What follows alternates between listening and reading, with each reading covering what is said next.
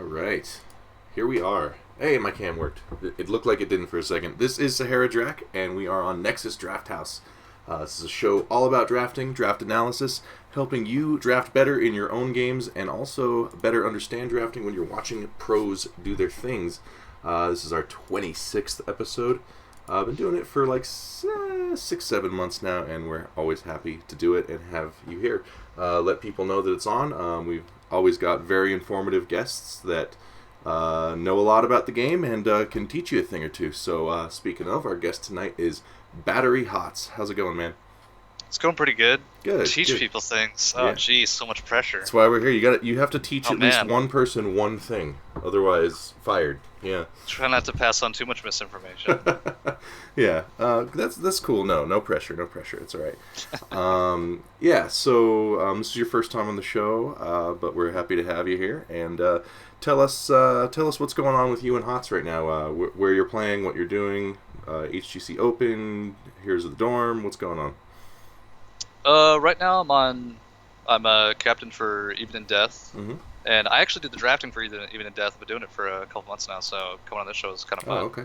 And I didn't meet the HGC bar last year, so me and FrozenX, if you know him, we made a team, and now we're steadily trying to be the best in the amateur scene, then hopefully claw our way back into that pro title. Mm-hmm. And how have you guys been doing so far in the Open Division? I know UTA is like pretty dominant right now, but have you guys pulled out some wins or? Oh, we've been doing really good. Good. Gosh, I hope none of my scrim partners are watching, but we win like most of our scrim games, and then we go into tournament. We mess up a little every once in a while. It's been a huge learning experience, but man, I really like the team. Like I got Homicidal, Latano, and How Win playing healer. Strangely enough, and then me and Frozen, and it's just like it's my favorite team that I've ever been on, and I really look forward to see how it's going. I'm really confident that we're gonna make it. So it's actually pretty good. It's other than the fact of not being pro, but it's kind of the most fun I've had on a team. Good. Since I started playing, so it's really good for me right now. It's the good first step. Now I have watched some Open Division. It's kind of hard to follow just because it's all over the place and it's all the time, and it doesn't have the best promotion. But I have caught a decent amount. I haven't seen you guys play, but I have seen teams besides UTA play, and I definitely think players of your caliber, FrozenX, those guys, there are definitely softer spots towards the bottom of the top 8 that I definitely think guys like you could definitely swing in there. So yeah, I hope that happens. Yeah. Maybe too. Yeah. Then you get paid. It's great. Definitely. Yeah, so you were drafting for this team before you actually joined as a player? Like you helped them with drafts, or were you drafting and you were the captain? Oh, for Even in Death? Yeah. No, me and FrozenX started the team. Oh, okay, gotcha. Like we built it, and neither one of us was a shot caller drafter. We've just been kind of building it from the ground up. Okay. Right now, so. What would you say what would you say you've learned as a drafter since you started taking on that role? Is there like kind of a different something you didn't know about drafting as a general philosophy, or is it just something you need to practice? Well, my philosophy is that you don't have to be talented to be good, and that drafting, for the most part, you can be a great drafter if you just kind of thrive in the environment for a long enough amount of time. It's like if you're a drafter for your team for months, and you get to see every meta switch, and it just constantly is like updating, and you get beaten by innovation, or you kind of get your head slammed against the ground by all these like different picks, that eventually you're like, okay, I can't first pick Nazebo, like it doesn't work. So like the more you learn, like the more mistakes you make, and then eventually you just make less and less mistakes. And I think the biggest thing for me was I always thought I could draft, and then like when you actually draft, and then hammer against the anvil, push comes to shove, you get in tournament, it's like, oh man, I don't know that much about drafting. Yeah, it's such a huge part of victory in this game, and it's such a complex, kind of dry subject that not everybody wants to hop on it, which is kind of what I wanted. Like the whole point of this show is that like there's so much you aren't seeing in a draft that you can think you drafted and you did it right, but like you may have drafted 3 good things you didn't even realize you were drafting, or 3 bad things. So there's so many answers in this game. There's no clear-cut answer in Heroes of the Storm. So this show's all about taking that complex subject and kind of breaking it down a little. So Yeah, definitely. yeah. What else? I've been receiving hundreds of postcards and fan letters and tweets about my co-host Ryan. The ladies love him. It's mailbags, just mailbags full of letters. Where's Ryan? Where's Ryan? All right. He has a power outage. I guess his whole town's out of power or something. I don't know. He lives in Michigan. They have like weather problems. So he's not here. I'm sorry, everyone. I know it hurts. It's just me and the Battery, the two amigos tonight. So there's that. And what else? What else do I ask? Where do you live? What part of the country are you in? I live in California. Okay. In a place called Citrus Heights. It's in the Sacramento area. That's pretty much what everyone says around here. Okay. Near Sacramento, that place that nobody knows anything about, but it's the capital. It's the capital, yeah. It's just the capital, and there's people that live near it. Yeah, New Mexico's that way. That's where I live. Santa Fe is our capital, and no one's no one's heard of New Mexico, period. But yeah, it's kind of I don't that think way. I could find it on the map, to be honest. If we're gonna be honest here. Come on, you could do it. You could. I believe in you. It's a big square. I always forget, living in California, who were like, "Oh, where do you live?" And I live in California. And they're like, "I know that state. Yeah. Everyone's always talking about it." Yeah. I'm like, sure they are, yeah. Yeah, it's pretty well known. Pretty one of those most famous ones. It's semi-popular. Yeah. What is your favorite skin in Heroes of the Storm? Sorry. Oh, jeez. I know it's a tough one, but it says Oh a my lot gosh. about a person. It's like your shoes. Oh man, just so many tough questions. I know. I'm sorry. Probably just the Ginger Dread Nazebo. Oh, okay. I mean, that's a good one. It's hilarious on every level. So I respect it. I thought I saw it and I was like, I'm gonna get that skin, but I don't play Nazebo that much because I'm a tank. Mm-hmm. And I thought I'll just get it later, and then I didn't realize it was a special promotion. Yeah. And now I'm like, well, I gotta wait till next year. Gotta wait a year. All the but I'm definitely picking it up next year. It'll probably be cheaper next year on the bright side because they'll have new Definitely, ones. Yeah. All right, good. All right, well, I think that's enough for the introductions. Let's talk about drafting. So you picked two games for us. These are both from the Western Clash. You picked the final NA versus NA game and the final EU versus EU game. Yep. So that's cool. I like seeing European and Korean drafts on here.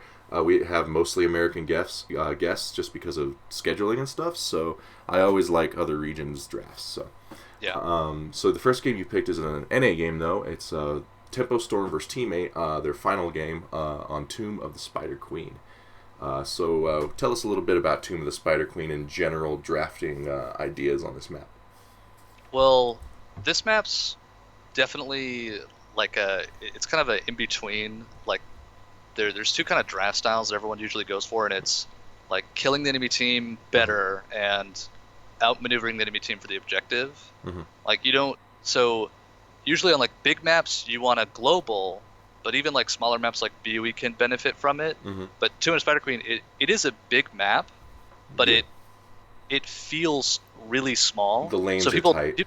people do not pick globals, but globals could be really powerful, for ganking, Mm-hmm. but usually have a lot of vision in the early game, and you don't really no one really picks globals for it. But at the same time, I think a lot of people for this map they're either picking gems Mm-hmm. or they're picking killing, or you could also go pick comps in the early game. You could try and stall for the late game. You can go web weaver clear. There's so many different things you can do, and 3 picks into the draft, you're not quite sure if your opponents are trying to get the first turn in yet. Mm-hmm. Or if they're trying to trade turn-ins, or if they think their victory window is pre-16, or if they're just going for a level 20, just hold out until the very end and then just overpower Right. for because Tomb games can go on for a long time. But I mean I've played 8-minute Tomb games against HCC teams. Mm-hmm. They just can go so fast. So it's all over the place. So you never really know what's going to happen. Definitely has a tipping point. And the top and mid lanes are almost one lane. They're so close it feels sometimes. Yeah, practically. Yeah, so it's kind of an odd map. If you had to pick between one or the other, would you emphasize wave clear and gem gathering kind of comp, or would you rather have a strong rotation gank comp on this map? I think obviously you want both, Mm-hmm. but you don't always get to have a composition, and they definitely exist where you can stun lock kill someone pre-7 before the cleanse game comes into play, Yeah. and also have the clear. That's the dream if you can get that, you pretty much win the game. Right. But I think that if you have the wave clear and your team is really, really conscious, Mhm. you know that, okay, I can't rotate as easily, but I can clear the waves, and my opponents can't clear waves, but they can dominate the in-between lanes. So as long as my team doesn't, you know, like make a mistake or rotate when they shouldn't, you know, you kind of, the ball's in your court, and you know the clear team is usually the late game team. So Right. personally, unless my opponent, I feel like, made a mistake and gave me, you know, too much clear, and then I can kind of go for a pick comp, most of the time I like to have the clear. Okay, fair enough. Yeah. Yeah, it makes sense to me too. It's just something you can rely on a little more consistently throughout the course of a game. It is an objective-based game, and this map's no exception, so I can see that. Who is your, if you had to pick a Tomb of the Spider Queen MVP, best hero on this map? And I know there's more than one right answer, but who's your favorite There's hero only on this one map? answer. There's only one answer. What is it? It's Ragnaros. Ragnaros. Okay. He's way too good. It's annoying. He is a good. He's I think pretty good hero. I think Bakery said it like Rag is really bad for like kind of the meta because it slows everything down. Mm-hmm. And like Tomb of the Spider Queen is the best. Like, yeah, he also said it about Medivh because everything slows down. But Tomb of the Spider Queen is the best map for him because he has the wave clear and he has the damage for a gank. You can stick him in bot lane by himself, or you can rotate. Right. You know, he's got a stat quest that's so easy to finish, and he clears web weavers so easily, and he can completely prevent like a web weaver push just by using Molten Core on mid, which you are pretty much guaranteed to have up every single spawn. Right. So, like, Ragnaros is just easily like the strongest hero on this map. That doesn't mean you're gonna win the game, right? But you know, it gives you so much to work with. It just makes it kind of dilutes your opponent's turn-in, right? Your opponent's ability. Yeah, Molten Core and the wave clear, and he's so resilient, like deceptively resilient. You know, he can really brawl a long time without too much risk. So I could see that.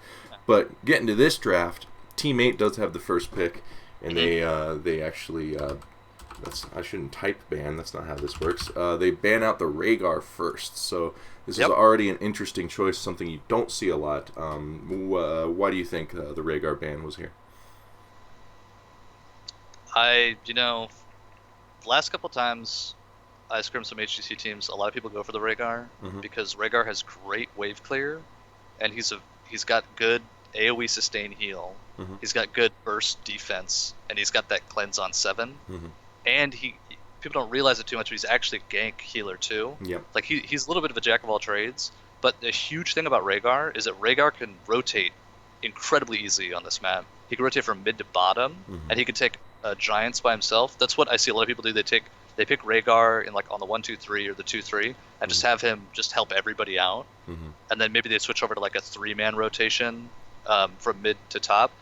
The reason Team 8 got rid of it, I mean, it becomes apparent after Tempo Storm's ban, but it just seemed to me like Team 8 probably wanted to like get a little bit bigger of an advantage. And then, you know, if you watch the stream or if you watch the games, you know, the casters are instantly like, oh, they're gonna first pick Mouth, like, oh, it's what it's for. And no, it's a deny for Tempo, obviously, you know, because they're the ones banning it.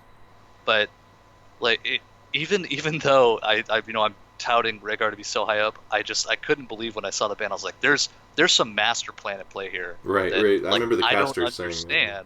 Yeah. Yeah, because Rhaegar obviously is a very good hero. I mean, he always has been, except for a couple times. He's always been very powerful for those reasons. But you don't see him banned first. There are other heroes like Tassadar, you know, your Ragnaroses, things like that. That tend to take a higher priority in these drafts that you see in HGC and stuff. So very interesting. But the counter ban from Tempo Storm is the Mouth. So we're already seeing the top 2 healers in the game basically get banned out right off the bat. So already it's a very interesting draft that you don't see a lot of.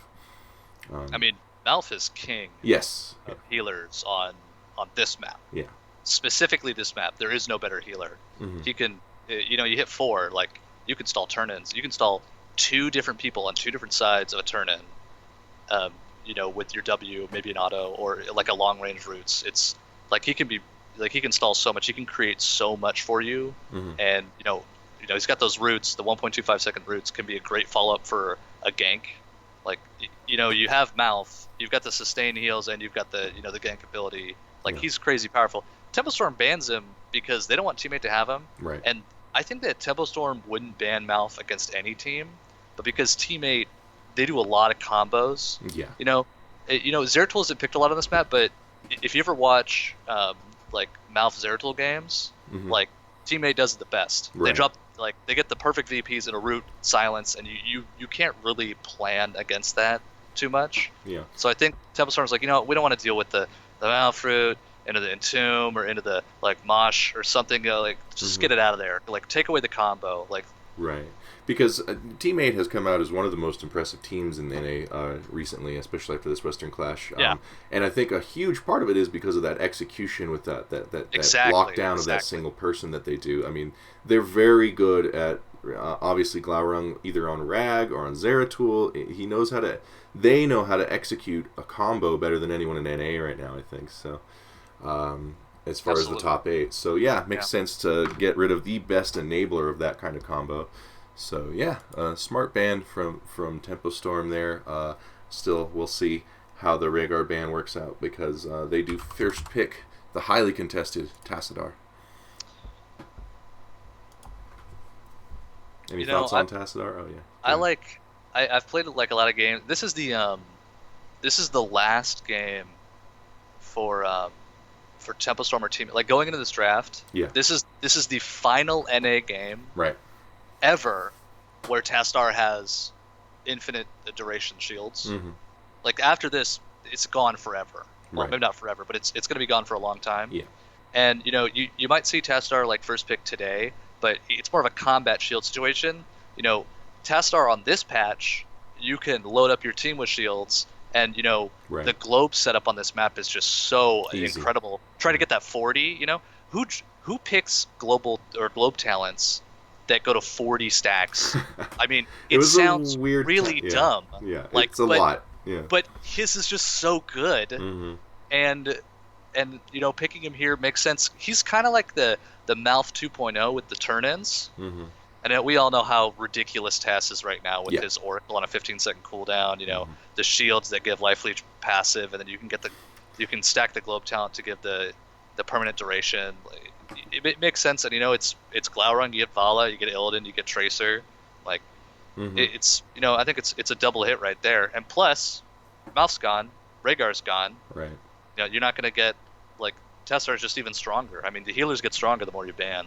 So it makes a lot of sense that they pick it. Yeah, and I kind of liked the idea that they went with there. Obviously, it's gone now, but I liked that they did a quest that was hard to do and very high reward. It was kind of fun. I don't know how good it was for the game or the pro level, but I liked the idea there, and I hope they try stuff like that again.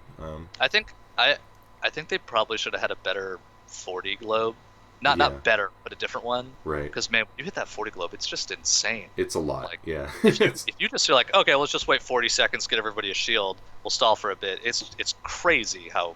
I mean, it's like having a sixth hero, as far as HP. Oh, absolutely, yeah.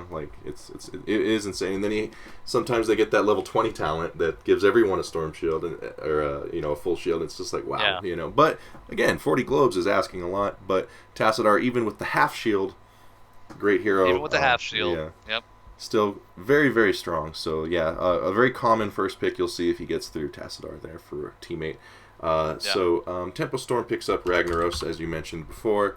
Incredibly powerful on this map with his wave clear, his resilience, his rotations, and his defense capabilities. And they get Vala. So I mean, the Vala pick's obvious. There's no way they're going to go up against Vala Tass. It's just too much value. It's too slippery. It takes too much damage. Right, and that's something that you should look at when you're drafting for sure. Right? Is I think it's something that people don't do a lot in Hero League and stuff. Is you may not exactly want Vala. It's probably not your ultimate choice right now. But I mean, she's a great hero. But you have to look at what's been picked and kind of see the pattern of.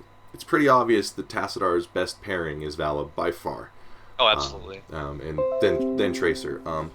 So it's really important to deny team those power combos. I've been playing recently with a friend of mine, and we've been doing I can't remember what we were doing. But it's it's a Malf and someone. I don't even remember because I'm having a brain fart. But it's this really powerful combo, and no one drafts against it, and we usually win. So that's been fun, but you have to look for those combos. Yeah. Now, would Vala be, if they didn't have the task? Do you think the Vala would fit here? The thing about it is, if they picked any other hero than Tass, and I'm sure there's a hero that they could have picked that would have discouraged Tass or Vala on the set of Tempo Storm. But if they didn't pick up Tass, like Tempo Storm's just gonna pick up Tass Vala. Mm-hmm. Like they're like, oh great, sustain, like both of those heroes are good in this map. We can do that. Right. Like yeah, we'll take that. So in a way, teammate is like, okay, do we want Tass or do we want Vala? We'd rather have Tass because it can build into other stuff. And then Tempo Storm says, oh, well, they have Tass, now we have to go Vala. So, like, it's kind of like teammate was stopping Tempo Storm from getting the Tass combo, right. And then by taking Tass, then Tempo Storm has stopped teammate from getting the Tass combo. Right. Yeah. So. Now, I still tend to think that this favors the person who got Tass more, because there are still really nice choices with Tassadar, which I'm sure we'll see. Yeah. But then that rag pick is like, it's just wave clear. Like you're gonna win. For the most part, you're gonna win bot lane. The people who counter rag and bot lane are easily gankable. Right. So like they could build a really nice comp around that. And of course, you got Vala with auto attack damage. You got rag with huge magic damage. Like the damage is already diverse enough to not worry about being countered. When you take 2 damage dealers, 2 assassins on 1 and 2, it can be kind of like risky because maybe maybe teammate thinks like, well, there's only going to be 1 more damage like at most. Right. So we can build our entire comp to counter those 2. But it's Vala and Rag. Like Rag's hard to kill, Vala's hard to kill. They both deal a ton of damage in their damage types. So it's not like too bad of a decision. Yeah. I mean, it makes complete sense. And I don't think Rag was like super necessary though. No. Like I don't think they had to go Rag. Yeah, it was probably just like very like it's not going to hurt you, that's for sure, and it doesn't tip your hand a whole lot, so maybe that was it. Nice easy choice, Maybe there was a better choice, but I don't know. Who knows? So teammate picks up here the ETC, the cow that everyone's been looking at for 3 years, and Gul'dan. So ETC. He was kind of in the he's top 2 tanks. He's always a great tank. He's always up there, and now it's just he's the tank. Like everybody plays ETC. He's kind of surpassed Muradin in a lot of people's eyes because it used to be ETC. Muradin in Korea loved Muradin too. Yeah. Tyrael, things like that. The day that Muradin lost Unstoppable was the day that. Whether or not people were playing him at the level, it was the day that ETC became number 1. Right. Teammate taking it here, like, they've already got 1 healer. Maybe they don't want to, show their hand on the other healer, right away. Mm-hmm. So you're like, okay, well, you're not going to pick up a healer, might as well pick up a tank. And Tempo Storm hasn't picked any CC outside of Sulfurous Smash yet. Right. So teammate doesn't want to pick up 2 damage here. Mm-hmm. You're like, okay, we can't, let's not take all our damage, because if you take 2 damage here, that's it for the rest of the draft. Right. And Tempo Storm's like, okay, well, you're really bad against slows, so now we're gonna go slows, or you have really low mobility, so we're gonna go dive. So teammates got to diversify, on that pick. Mm-hmm. I think they did it. Maybe they go Johanna Gul'dan. Maybe they pick another range. Maybe they go ETC KT. Mm-hmm. I think the damage that Gul'dan offers is it's good for the map, and it's a huge comfort pick for Yoda. Right. And obviously anyone who's relevant in HGC is going to play ETC well, so they're both comfort picks. Teammates sitting on triple comfort pick. I mean, so is Tempo Storm too. So everyone's getting what they want for the most part. Right. In this draft.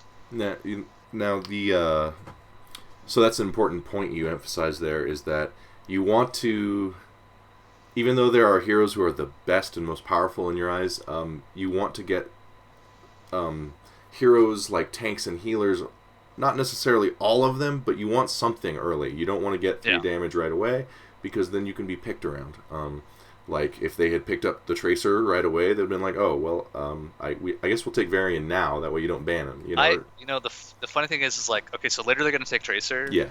But if they had picked Tracer right here, Tempo Storm wouldn't really have changed their comp that much. No, you don't think so? Because their comp countered Tracer. Right. It's already a Tracer counter. Like you get It's got the Varian, AoE. Yeah. you get stun Varian, like, and you have Johanna, like. Right. I mean, I guess the only difference would be going Medivh, like, True. so, True. so Which teammate like, could do. Yeah. yeah, Yeah. So, ETC Gul'dan, incredible wave clear, a nice consistent, sustained great on DPS. this map. Yeah, clears the waves, gathers the gems, defends really well. Probably his best map this or Braxis. Yeah, So honestly, no one clears better than Gul'dan. no, Because he's like you can't miss your spell. yeah, Like you get as many as you want. right. You know, Kel'Thas can like miss his spells. Yeah, yeah, exactly. Or like like he does a little bit of damage and then like he gets pushed away and then you can't get the gems. Like Gul'dan can do whatever he wants. He can clear those web weavers so easily. right. And he's got great poke for the turn-in. He's the best mage for this map when it comes to the objective. So taking a look at the draft at this point, what does teammate need? They have a semi-support, they have a tank, they have a nice consistent sustained DPS. What sort of heroes are you looking to draft at this point to round that? Like if you had an ideal draft with these three heroes, Yeah. what are you looking for? You know, anyone that picks Astar on the first pick needs to pair it with either Vala, Tracer, or Greymane. You know, or you could also pair it with Tychus. It's still a patch for that. Right. I think they could have maybe done an alternative where they went Tychus. The only problem with that is you might be a little bit exposed, not having the pressure of a melee assassin. And plus, if they went Tychus in this draft, Glaurung's a great player. You know, it's not that he wouldn't get value on Tychus or Tassadar, but like why limit a player like Glaurung? So they have to take a melee assassin. Right. They have to get the value off that. So I'd say right now teammates got to be thinking, what is Tempest Storm going to pick? What are they going to ban? And how do we get Greymane? How do we get Tracer? Right, one of the two. And they can't ban both. So if they pick Tracer, what do we take at that point? If they pick Greymane, what do we pick at that point? Right. You know, if they've banned one and taken the other, so if they ban Tracer and they pick Greymane, teammates well, let's figure out that contingency plan right now. Let's talk about it, in our chat right now to figure it out. Right, and I'm sure they were. So maybe not to a lot of people looking at the draft at this point. But for these players, when you've played this game enough and drafted enough, those two heroes kind of light up, and it's like it's either this or this, and we have to figure out what we're going to do. So Tempo Storm does ban out Greymane, so they opt to basically let, not necessarily let because they can have first pick, but probably let them have Tracer. Why do you think they went with Greymane over Tracer in this situation as the ban? I think they didn't want to pick Greymane, and I think they were either afraid. They're probably afraid of Cursed Bullet because with the fear setup, like a stun combo from teammate with a Cursed Bullet, like into a fear, can be devastating for Tempo. They can kill a tank out from underneath them, and like Tempo Storm might want to go one tank or two tanks, but teammate can kill anybody on their team if they go Cursed Bullet. That was the the underdog of the whole tournament. It was the first tournament where Cursed Bullet was around, and some teams were like if the tournament was a month later, like Greymane would have been way stronger. So people didn't have the time to fully understand it. Right. So it's good. Storm, they might have been trying to get away with it. And like Glaurung, Glaurung's a monster on Illidan, he's a monster on Tracer, and he's a monster on Greymane. And maybe they thought, Tracer does a little bit of damage and she does a lot of burst. We can survive that. Maybe we can't survive the harass and sustain burst damage that Greymane does, or we don't want to. Right. Yeah, it was interesting to see this tournament, Cursed Bullet, because it was definitely like you saw people kind of experimenting with it, even though it was in the middle of the tournament. Like sometimes they would like save it like a true ult and be like, I need to time this when it really makes sense, which is fine. But a lot of times you saw them just throw it out on cooldown. Hey, it's 35% damage. If I hit a hero, that's damage. And it's got a low cooldown, so just keep tossing it out there. That's kind of a mana game thing. Like, okay, if I hit this, I don't know who, like, maybe not like a Nubarak. If I hit this Tyrael or I hit this Varian with this Cursed Bullet early, then I'm going to take 100 mana, 150 mana away from the healer. Right. And because we're playing the long con. Now we're going to lose a little bit of pressure from the burst, but maybe we didn't have the setup to combo it correctly. You can do whatever. You really could do a bunch of different stuff with that old burst or. Plus, when you're just throwing it out there and doing a bunch of damage and using the healer's mana, you might find an opportunity to catch a heal off cooldown when a team starts, and then boom, that's jackpot. So it's a very tense game there. I like it. I like Curse Bullet. I like what they did with it. So it was fun to watch. So I yeah, don't, but that's what it does. you don't. No. Fair enough. Yeah, it hurts. So the ban coming out from Team 8 here is definitely a sensical one that we see, the Zarya ban. Tell us about how you feel about Zarya and where she would fit in this Tempo Storm Well, comp.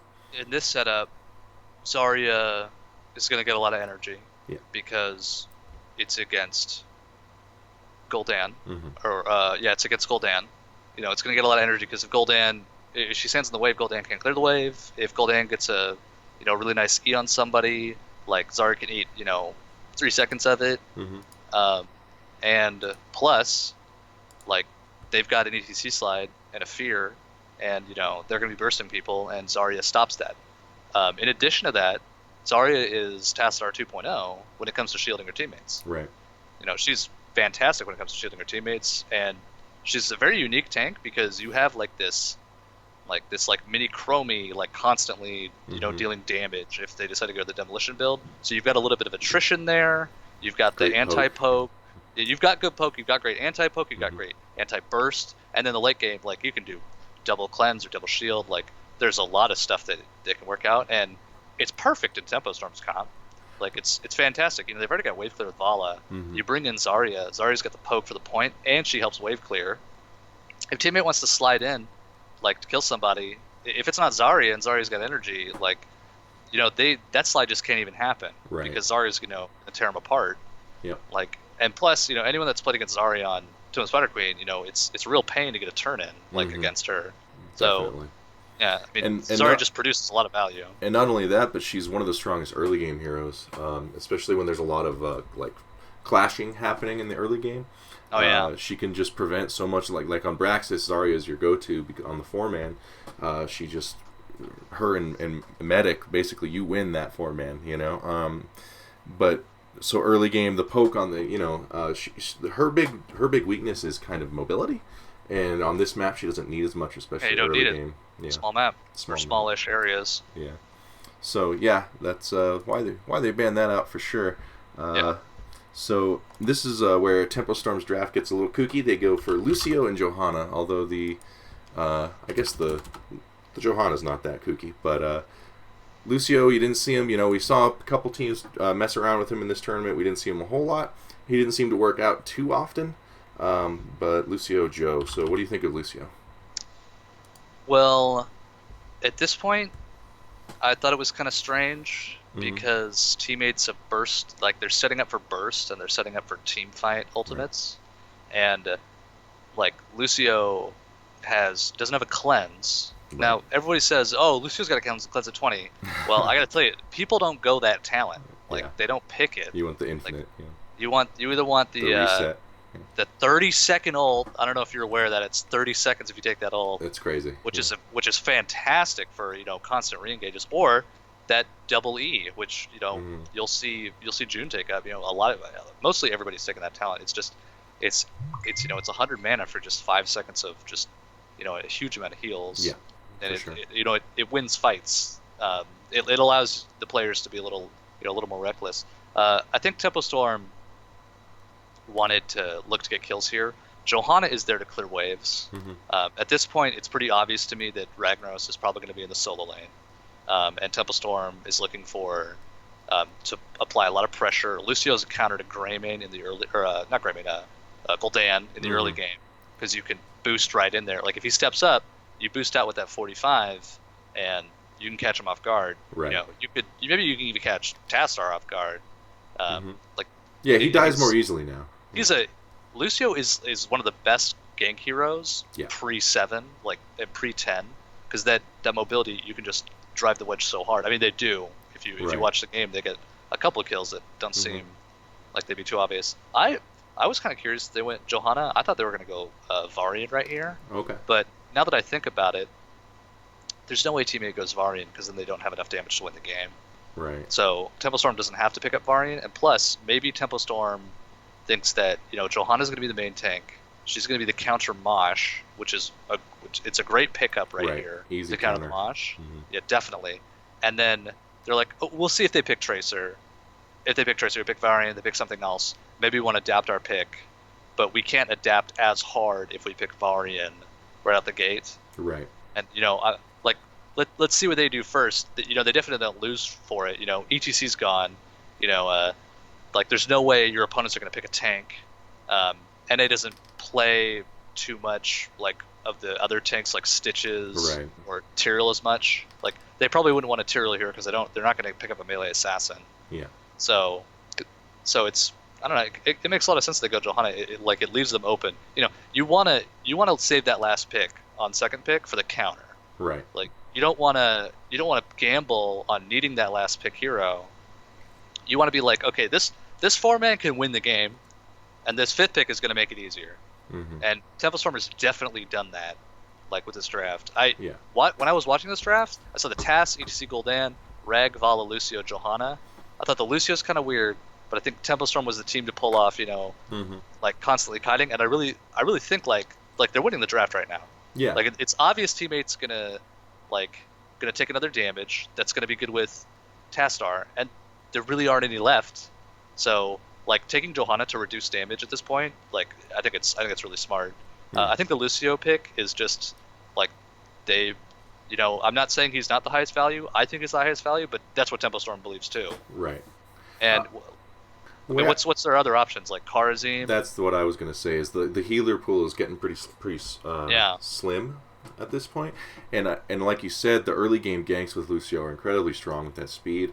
Also, they aren't showing a lot of burst damage yet. So his AoE heals are, from what they can see, are decent against Gul'dan. He's not going to blow you up. Like they're not drafting that blow up one dude and you need an ancestral or a divine shield or a palm. They're not building that team. So I think Rayman's gone. Right. Rag's gone. They have to get Li Ming at this point. Right. To threaten. They have to get Jaina. Yeah. They already have Gul'dan. Yeah. You don't need an ancestral. So I like the Lucio pick a lot, and you brought up another good point there. When obviously first pick's very powerful. A lot of teams like having first pick, but having the 10th pick is incredibly powerful too in your drafts, because that's the only pick where you see the other team, like their entire team's drafted, and you have a pick. And so you can really draft something there that wins you the game in that 10th spot a lot of the time. So that's kind of what you got to keep that. You have to keep that 10th slot versatile. That way you can counter with that 10th slot. Yeah, I think teammate, like they thought they were going to pick Varian right there, but I think knowing what teammate can see right now, these last 2 picks, they just have to know that Varian's coming. Right. There's just no way that Temple Storm doesn't pick Varian. Right. But my phone's ringing. But what can you do about it at this point? You can't really draft him. I guess you could, but you're kind of can't draft him. Yeah, that's that. You'd have to if you draft him, then you're banking on Moshes and Fears getting kills. Right. And if you want to pick him here, then you're gonna have to pick like Tyrande or like full damage Kharazim or just as much damage as you possibly can on the other pick. You just have to shift the gear of your draft. Yeah. You can't have Gul'dan without a healer, unless you're from EU, in which case it's fine. Yeah. Now those guys are kooky. That's why I love watching them draft. They do so many interesting things, and they make it work a lot of the time. So, but they don't do that. They do opt to teammate does opt to pick up the Tracer. So there's your Tassadar companion and Brightwing as the healer. Yeah. So. Not the best healer for Gul'dan, but it is a healer. And the best healer for Gul'dan, but it is a great map for Gul'dan. And I think that some people think that Gul'dan needs like an Ariel constantly healing him or a medic right next to him. But he doesn't need that if you're playing correctly. Like team fights don't in no world are you team fighting like, man, I wish we could have had medic beam on Gul'dan for 20 seconds straight. We totally would have won the fight. Like, why did we pick this Rhaegar? It's like he can do a ton of damage. Like he has a huge pool. If you're playing smart and you're not taking damage, you can get out like 20 Fell Flames, right? Or you can do a ton of stuff. And sorry. I was just gonna say, and on top of that, talking about EU drafting him without a healer, he can take care of himself pretty well. He's a bruiser in a lot of ways. He has a lot of ways to heal himself, and he can pour out damage without being too too close to death, you know. Yeah. So I think people tend to, because Ariel Gul'dan is so powerful, kind of tend to think that he needs to be babysat, like he's this liability, like you're trading damage for weakness, you know, like you have to protect that Gul'dan. But I don't think it's true. He's pretty self-sufficient in my view. Yeah. But yeah, Brightwing. So why do you think they went with the Brightwing? When I first saw it, I was in chat with my team, and we were just like, what? Yeah. Like, what does that mean? Like, what is Brightwing gonna do here? Because like when people pick Brightwing, they want a global, so they want gank capability. So maybe teammates thinking like, okay, well, like Trace will just run down, do like a triple or quadruple jump onto Ragnaros, and anyone here who's healed for Glaurung will know that he duo queues in here. Well, now Team League with that player, with a melee assassin, with Brightwing. Right. Like that's just that's a requirement to play on a team with Glaurung, is that you have to be able to play Brightwing, and you have to be able to dive, and you have to be able to know what Glaurung's thinking. That's got to be one of the most practiced combos that Glaurung's done. And I know that that's good. So like this is just more comfort picks, like how I saw it. But you know, after I really watched the draft a couple times and I watched the game, I realized that Brightwing is a counter to Varian. Okay. Yeah, that's true. She stops Varian. You know, if Brightwing doesn't have poly up and Varian gets in on her, she could blink away. If Brightwing has poly up and she's like out in the front, she can just kind of, you know, or whoever's playing her can be like, you know what, if this Varian comes on me, I'm just gonna rip that poly, because poly doesn't have a cast time. It's instantaneous. So if you think Varian's about to come right at you, then you just take a little step towards him, put the poly on him, walk away. Maybe you get the charge, like, and you know, if Varian charges on your teammate, like, I don't know, maybe a Tracer, you know, who dies in the in that taunt, you know, duration. Oh, and you didn't have cleanse, because cleanse is a 60-second cooldown and taunt's a 14-second. You just hit him with the poly, like, right. And then you just blink away. Like it's actually really smart. And I don't remember every single game that Team 8 played, but I think that Brightwing pick was I think they thought of this, you know, leading up to the tournament, and you know that's the pick to counter Varian. That's the sleeper Varian counter right there. Right. Interesting. So they draft a Brightwing. I'm not saying it is, but I think that's what they were thinking. I mean, it makes sense. So draft a counter to what you know is coming and force them to make a decision. Now, do you think Tempo Storm's aware of Brightwing's power potential against? And if they are, do you still draft Varian? I think if you've ever played Varian to Brightwing, and you know that is not a common experience these days. Like people don't pick Brightwing. Yeah. And people don't pick Brightwing into Varian. Like so I want to say maybe Temple Storm's never experienced Didn't that. know. And they maybe thought that, you know, teammate was kind of serving them up serving themselves up on a silver platter here. Like, oh, Brightwing, like poor heals for Gul'dan. Like we have sustain heals, we have pretty good AoE damage when we have 2 tanks. Yeah. Like what's Brightwing gonna do? You know, they probably thought that was for ganking for the early game. They're like, okay, that's an early game pick. Like we gotta make sure we don't get like beaten by that, because it's the Tracer Brightwing. You know, Tracer doesn't have very good heals here, so they think like, you know what, like we've got this. Like we have, like we can have that Tracer down. Yeah, and even if knowing what I know now about how Brightwing probably counters Varian, I'd probably still do it. Because there's no better counter to Tracer, right? Like at least that I'm aware of. Yeah, I mean, like the original reason to play Varian in the meta was to counter Tracer. Right. Like, because you don't have to think. Like, it's all on Tracer's shoulders. And, like, you can play this huge mind game of, like, Tracer walks into auto attack you don't stun her, and then she, like, freaks out and, like, ease away. Next time she does it, you stun her. Next time she does it, you don't stun her. Next time she does it, you don't stun her again. Like, and you could just build up this huge mind game of randomness. So, like, and then you get the stun taunt 2.25 seconds. That's insane. Tracer's lowest health pool. Like, it's easily the best counter to Tracer. Right. So they do go with it anyways. Whether they know or not, they do pick the Varian here. Yeah. Who in your eyes wins this draft then? Oh, Tempo Storm easily. Yeah. Okay. Easily Tempo Storm. Well, the game, for those of you who haven't watched it, did not turn out that way. Team 8 won through some crazy shenanigans. Tempo Storm was firmly in the control, and Tracer snuck off a turn-in and turned a fight around. It was crazy. It was like hard carry by Glaurung, and everyone played well, but it was a crazy game, so you should check it out. Temple, in my opinion, Temple Storm won that game. Mm-hmm. And they didn't end when they should have. I mean, go on Sam's Twitter, I saw that. He says it too. Like, why knows. Didn't we end here? What's going on here? Like, it was totally like tournament jitters. Like, we can't push here because we're gonna lose the tournament, and then it's like you really should have pushed there. Well, Game 5s last the longest of any games. Yeah. Because people are like, okay, it's very important that we don't lose, so let's not take risky picks when we're ahead, and they were ahead, and if you watch it, they actually hesitate a little to go to boss or to go to the other side. They could have turned in. Like, there's a lot of stuff they could have done. But I think they won the game there. And Teammate, they recovered, and they probably got they had just survived certain death. And now they got the mind game. Now Tempo Storm's probably superheated because they've already won the tournament. Yeah. And now it's like, what's going on now? So it had to be heartbreaking. Oh, and another thing, Varian is the best tank for Lucio. And why Tempo Storm has built a comp here that has wave clear, that can defend early turn-ins. They have combo potential from two different tanks because Johanna becomes an initiation tank when she's got 45 move speed on her. Right. And Varian's insane when he's got 45 move speed on him.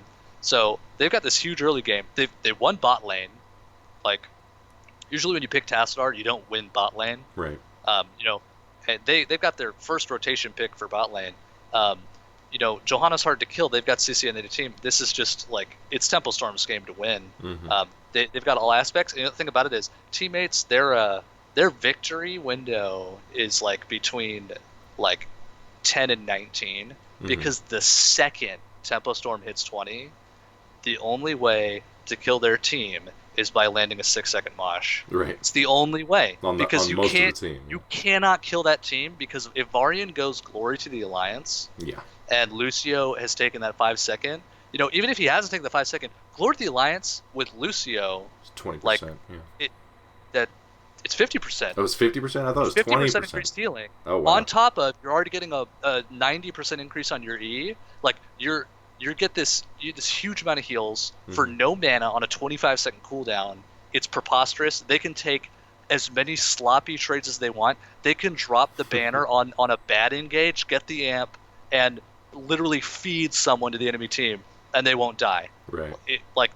That 20 comp is unkillable. And like I said before, the only way to get through an unkillable comp is by landing like AoE CC, which is what Teammate did. Which is exactly what they did. They landed that big mosh at the end.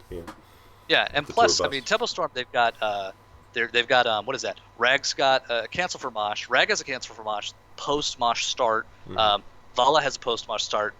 Lucio has one. It can actually reach and cancel. Oh, really? Johanna has 2, and Varian has a pre-mosh. He's 2 pre-mosh cancels. The entire team has the ability. But I mean, Vala went strafe. So like, I'm sure they probably thought that was probably not as fine. Good because they lost. But I think it was fine. Because come on, we got Johanna who needs to cancel moshes. Yeah. But that's crazy. Like they've got the balls in their court, so that's gone. They've got more heals than Brightwing and Tastar can create. There's so much they can survive Tracer. The only kill target on the team is Val and Lucio are the only kill targets, and Lucio can get a jam off before the bomb explodes. So it's totally in Tempo's court. Go watch the game. Like they won the game until they didn't end it, and then teammate got their dream mosh and they got their kills and they won the game. So it was a great fun game to watch. But sometimes the most dangerous thing you can do in HotS, and this applies to all levels, is being too safe. Like that's where if you're being safe, you're giving the other team an opportunity. It's very hard to learn that because it doesn't feel that way. It feels like you're being safe, and it's hard to know when it's safe and when it's not. It's a complex thing, and they kind of just too much on the line, I guess. They kind of choked on that one. So but interesting draft for sure. Now that we've broken it down, have you gotten to play PTR, Probius, any of that stuff? Oh, I've played a ton of PTR, like Yeah. in scrimmages. I got to be honest with you. The UI changes, I like them so much that I'm having a hard time like playing live. Like I'm like Oh, I don't want to play live. Like I want the new UI. Like I have like a lot of school, and I have a job, yeah. and I also scrim. Like I scrim 6 nights a week. Mm-hmm. Most of them are 6 hour nights, except Right. for one is a 4 hour night. I have no time to play live, Right. or like Hero League or anything like that. So Right. I haven't actually played a game on live, Oh really? except for scrimmages with teams that like need to play on live. Right. And Oh, that's interesting. so I only do PTR like right now, so it's great. Probius is trash, so You I'm think not he's really trash? worried about. Oh yeah, the second I saw the port, like as soon as I realized it was a probe, like I was like, okay, new hero coming out in 4 weeks, Yeah. like great, like this is I gotta wait a while, so You just it's just you just don't like Protoss or what is it? no, he's a low health hero, Yeah, but like you know what? and as soon as I got in game, I played one game against him. I was like, oh my gosh, like a Leaping Seeker can kill a photon cannon. Yeah. Like what? Well, this hero's done. I don't know. I would not discount any hero with that kind of wave clear. I think wave clear is so strong in this game that he could be pretty good, man. I don't know. He really blows up those waves, which is a big thing in this game. That's me. Yeah. I'll tell you what. If his current build, like if his release numbers are good enough to be in competitive, Mm-hmm.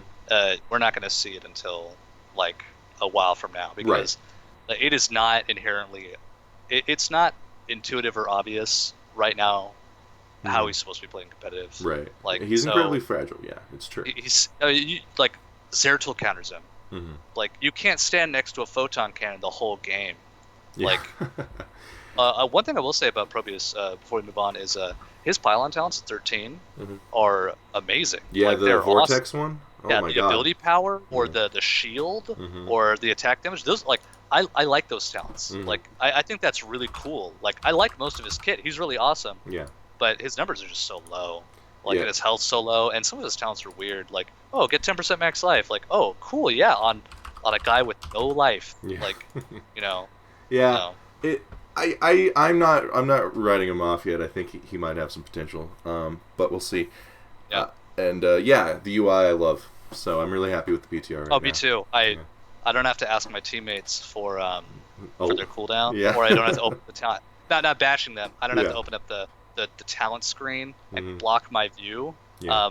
But also downside to it, when I do a bad engage and someone says that their ult isn't up, and their ult wasn't up, but I didn't see it, then I can't blame them anymore for not telling me. Right. So Yeah, that's true. damned if you do now. Yeah. Do you think the party frames at the top should be interactive, or do you like that they're just informational? Like in some games, like you can, like you're Rhaegar and you just cast your ult on the frame at the top of the guy with low health. Like and it does it. I think, like, so what you're saying is like for healers. I mean, basically. you're talking about healers and Zarya, Mm-hmm. because no one is looking at the game and visually seeing the health bars in game Mm-hmm. and then being like, oh man, my teammate who's within Right. range. Let me just take a moment to look at the top of my screen, Mhm. remember where they were in order, and then hit them. Yeah. You played League, you know about Shen? Mm-hmm. Yeah, that's a party frames hero. Right. Like that requires party frames. Yeah. I don't think really anybody really requires party frames. But healers do, I think. Like for example, like they heal so much though. Like, they do. It's true, but like it can be really frustrating. Bakery was talking about it on the other day. Like oh yeah, missing spells. like I understand. There's a fat hero over the guy you're trying to heal, and it's like this is not skill. This is just a model blocking my ally. Yeah. Well, So, I don't think that it's bad. I don't think it's too bad for the game because I don't either. like let's be honest, like if you have to move your mouse over your hero and then and you're like, oh, like I've just established that I can't shield because like two of my teammates like are right on top of the kill target. Mhm. Now I have to go and put it on the shield. I have to go find the frame and put it on there. Yeah. That's a new skill ceiling. That's like true. that's a new area, and generally I don't like things that lower the skill ceiling. Mm-hmm. So if the party frames are just inconvenient enough for it to actually be more difficult to go to them, Mm-hmm. then I mean we could see like those shields that landed would have been a lot better. And now that I think about it, like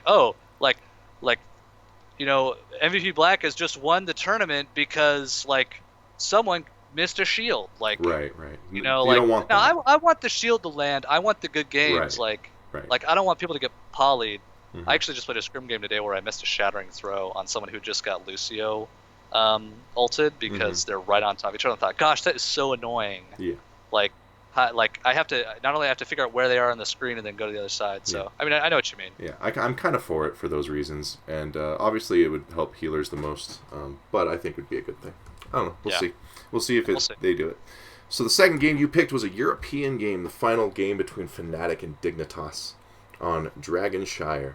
So Dragonshire, one of the first maps, one of the most played maps. What sort of things do you like to emphasize on Dragonshire? Well, to me, like I really like Dragonshire a lot, and Mm-hmm. like the thing that to me with Dragonshire is that it can be an early game map, it can be a late game map, it can be an objective map, and it can be a team fight map. Mm-hmm. And the objective is just difficult. It's just a little bit too difficult to guarantee. Like no comp can guarantee the Dragonshire, or can guarantee getting Dragon, Right. unless their opponents die or their opponents just pick horribly. Right. Like they okay, well we've got a top lane that can not only soak the lane but also hold the point against whoever's top lane, and my opponents don't have the ability to gank or pressure, and also my 4-man wins rotation, like which you don't see too much. So Mm-hmm. like it's just hard enough to get the DK, like so that this map can it can go on for a long time. But if you have a lot of DK pressure, like you can get the picks early, you can really steamroll. Mm-hmm. So like Yeah, it can be all over the place. I think it's a map that rewards good play the most. Definitely, You know. definitely. It So. also rewards individual play a lot. Mm-hmm. That's true. Like you kind of like as a shot caller, you can't give people a lot of generic calls. Like it's really hard to um to like tell everybody what to do at all the times, because like you've got rotating mid bottom, and if you're holding a 4-man rotation, like if your opponents aren't, then they kind of get an advantage. So like everybody's got to be like they got to be really thinking on their feet. If there's a gank in top lane, you can't ask your shot caller to send someone or talk about it ahead of time. It's like whoever's on rotation just goes there. So if your team doesn't require like a huge amount of shot calling, but everyone seems to know what they do on an individual level, it can be really great. And this is very confusing what I just said, but trust me, if you're autonomous, it's very powerful. Yes, that is true. But to get back to my question though, what do you like to emphasize on this map then? What heroes? Globals. Globals, sure. Okay. Globals. I think this is probably one of the only maps where you give up Tasvala, and Okay. and your opponents with Tasvala could be struggling the whole game. Yeah. If your opponents don't have a global or a stealth, and you do, like your goal for the entire game is to just not lose as many structures as possible. You don't need to get kills. You don't need to like do anything, because as soon as you have globals in the late game, it's all right. Let's hold top. Okay, let's hold bottom, Mm-hmm. and let's just have our global push top. If somebody goes top, we all go bottom and get the bot objective, Yeah. and then go get the DK. Yeah. And if you have a global and your opponents don't, it's just like the plays open up everywhere. The opportunities are all over the place, and you just put your opponents in such a difficult place. It is really hard without globals. Yeah. Yeah. And globals slow the game down Mm-hmm. too. Like Oh yeah. they make it really hard. Like if you kill a global in a solo lane, like okay, all we get is their death timer. Like they don't run back. They just fly right out. They just stick right out. Yep. Like it can be really oppressive to play against globals without having any, or without having an extremely powerful siege comp, Right. which you'll see people do on this map. They'll be like, okay, you get to Haka, you get Falsetto, we don't care. Like we're gonna go like Nazebo, Asmodan. Yeah. like we're gonna get a bunch Murky. of people who the second we hit 20, like your keep's going down. Yeah. Like, and you're gonna have to team fight us to stop us from getting that keep. Which, if you watch EU does it a lot. Do they? There's a ton of different ways they do it. It's really cool. Like, they'll have like 2 keeps down, and then right as they hit 20, they'll like just sacrifice DK and go right for bot keep. Right. And then just push right on the core, like Mm-hmm. because their opponents don't have an anti-siege comp. Right. Yeah, So, makes like- sense. Yeah, but it's definitely the harder one to play. That's for sure. Oh yeah, I mean, it takes some. You have to make those decisions at the perfect time, otherwise it's real bad. Yeah. So Fnatic on this map do have the first ban, first pick, and the first ban Tracer. Now, to me, this says that this is based on the previous 2 games, most likely, or something that was happening with the rest of the series. But what do you think of the Tracer first ban from Fnatic? I think they banned Tracer in the first game that set on Mhm. first pick, or Did like they? that was their first ban. Okay. They just don't let Dignitas have Tracer, Hmm. like at all. I think that's kind of like It's because a she's historical English, ban. and so is Dignitas. Exactly. So You don't let people have that synergy. yeah. You know, you just don't do it. All right. Well, yeah. Obviously, Tracer. Now, does Dignitas play Tracer without Tassadar? Have you ever Yeah, seen they'll play Tracer with Tyrande. Like Okay. they don't care. Okay. Yeah. The Tracer meta over in EU is like they don't even. It's like Tracer's good against heroes. Like we don't Mhm. need to enhance her anymore. Okay. Like, oh, you pick 3 tanks, we're going Tracer because they can't touch her. Like who cares? Like Right. they'll do a ton of stuff. They're like, okay, we'll go like 2 like a melee assassin, a backline, and Tracer because Tracer will guarantee that kill. Like just zipping through, making plays. Right. So So I think that Fnatic banned it just because they didn't want Dig to have it. I mean, it's they just that simple. They just value Tracer a lot in that region. Yeah. Yeah. I haven't watched a ton of It's EU. definitely team to team. Like Mhm. not every team picks Tracer every game, but like Dig would. Dickwood. Okay. Yeah. And Gotcha. Fnatic doesn't want to counter Tracer. They want to play Dragonshire. Right. It's then you're if you give them Tracer, you're investing part of your team into dealing with it. Yeah. Yeah. I get it. Yeah, So, if you ever see, oh. well, hold on. If you ever see Yeah. 2 teams, like okay, if we watch like Gale Force versus Tempo Storm, Mhm. and they're like, okay, first game of the tournament, Gale Force versus Tempo Storm, let's do it, and it's like, Johanna ban first pick, like, what? Right, What happened? right. Like, it's just it's an inter-meta ban or inter-team meta ban. Like, Mhm. it just they struggle like when they have Johanna, they just take it away. There's something I wanted to say about drafting before. It's like you draft. Mhm. You can draft what you think is good, and then there's like what gets results. It's Right. like everybody thinks that having Zeratul, Abathur, Malf is a god comp, Mhm. but if you can't play it, Right. or if your opponents aren't good aren't bad against it, then you just can't pick it. Mhm. Stuff like that.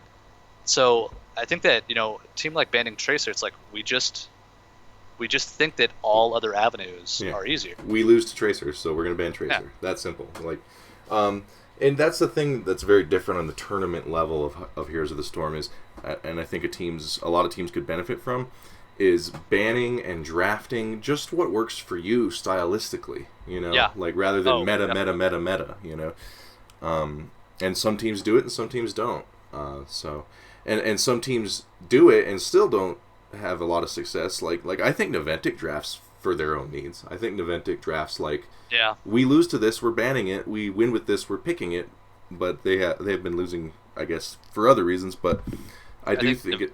Go ahead. Naventic's playing like it's 2016. Yeah, I mean they're amazing. hmm It's just not. They're just not playing the right meta. Yeah, they're one of my favorite teams. But like, yeah, they are playing kind of outdated, and it seems like maybe they're a little out of practice. I don't know, but Oh, they play all the time. do they? Okay, it's hard for me to do. I They play only know so what I much. see. Yeah. Yeah.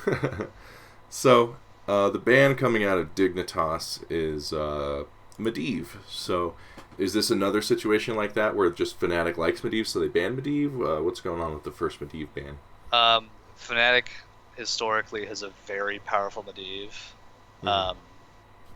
But I don't I like to say I watch a lot of EU, but I don't know exactly what's going through like like the EU meta right now that merits a first ban of Medivh. Right. Other than I guess it's just this kind of the Medivh players are just good enough to make any situation work, Mhm. and just like Fnatic didn't want to deal with Tracer, Dignitas just doesn't want to deal with Medivh. Mm-hmm. Now, see, to me, I'm a Medivh fanboy. Not when I play him, but like in good hands. I think he's incredible. I think he's the best hero in the game if someone knows how to play him. Like, so to me, it makes sense. But you don't see it banned first strike right out the gate by anyone, hardly ever. So it is kind of odd. I think it happened a few times in this set that Dig took it away. Same thing, Fnatic took away Tracer. I'm pretty sure I watched these, but there were so many games I kind of forgot. But yeah. Okay, so first ban Medivh, or second ban Medivh, you know what I mean. So first pick coming out for Fnatic is going to be the Malfurion. Nice and safe. Mm-hmm. Malf is that healer that can fit into any situation. Mm-hmm. He can be a burst killer, or the CC setup for the burst kills. Yep. He's got great sustained healing. His mana to HP ratio, or mana to heal ratio, is it's like third after Medic and Lucio. Right. Like he's just fantastic. His teamfight ultimate is huge. You can do combo. You can do sustained fights. You can have multiple tanks. You can really do whatever you want with the Malf pick. It doesn't scream like what your plan is. Doesn't tip a hand at all. Although I'm really surprised, when I saw it, because knowing EU and knowing they like the objective, picking Malf first on Dragonshire is like, hey, we're gonna win the team fights. That's the purpose here. He's you're not just about not gonna win Dragonshire. Yeah. And they left up Dahaka and Falstad, and I actually I don't have this draft memorized, so I feel like Dig is about to pick Dahaka and Falstad. Yeah, they are. Yeah. Yeah. So it's sometimes you leave up Dahaka Falstad and you're like, oh, two globals, like Dahaka and Falstad, they can't have too much synergy together. Right. Oh, too many globals is bad. Not on Dragonshire. Yeah. It's not bad on Dragonshire. It's very good, and plus you can kind of forego teamfight comps. Like I was saying earlier, if you get double global, and you deny global, then your opponents are screwed at level 20. Plus, it's not like Dahaka Falstad. Here, I'll type it in here. Dahaka Falstad is too much global. It's the exact right amount of global. Because it's perfect. It's two, and there's two shrines. So, yeah. The only time you have too much global is triple global, and then if you have a global and then you take ETC with stage dive. Right. It really depends on the setup at that point. I have run into that. Yeah. But if you play Falstad Dahaka, because it doesn't inhibit their kit. Or their talent selections, it's super powerful, especially on this map. It's the best map for it. It's got to be the best two picks you can do on Dragonshire in the second part if your team is adept and knowing how to do it. And, maybe Fnatic knows that, or they don't. Maybe they don't agree with what I just said, which is totally fine. They're on a whole nother level. Maybe they think that double global, we'll just make a comp that can't lose in the 5-man. And then set up for siege for the late game, or maybe we'll just counter Dahaka and we'll build a winning 4-man, and we'll outplay these guys. We'll get too much structure damage for them to global around. Who cares? Because when you give your opponents Falstad Dahaka, you're really saying, we're probably never going to get DK unless we get kills. Right. And you're gonna have to get 2 or 3 kills to get DK up against those two. For sure. And that's the thing, if you are going to play a comp that doesn't prioritize the map objective in this objective-based video game, you have to be a lot better than your opponent. You have to be better players. And so, maybe they're drafting just we can win this. I'm sure they have a ton of respect for Dignitas, especially now. Oh, yeah. But to me, that's when you draft against the map objective, is when you're we can just outplay them. Yeah, I don't think you get to be considered the best EU team without in EU, where objectives are so EU is the objective region of the world. Without thinking, oh wow, double global on Dragonshire is really good. Right. We should give that up for something. But they're doing it here as they draft Greymane and ETC. They're confident. Yeah, they are confident. It's clear that they just want to beat the other team up, and they're drafting for it, because those 3 heroes are terrifying. Those are I think those are my top 3 most played heroes in the game. Actually. Oh yeah. Yeah. But if you play support in Hero League, you want Malf every game. Yeah. Oh yeah, for sure. But yeah, he's so hard to kill, and he also gives a lot of initiation. Oh yeah, and so those 3 right there, that's a scary team fight already. Yeah.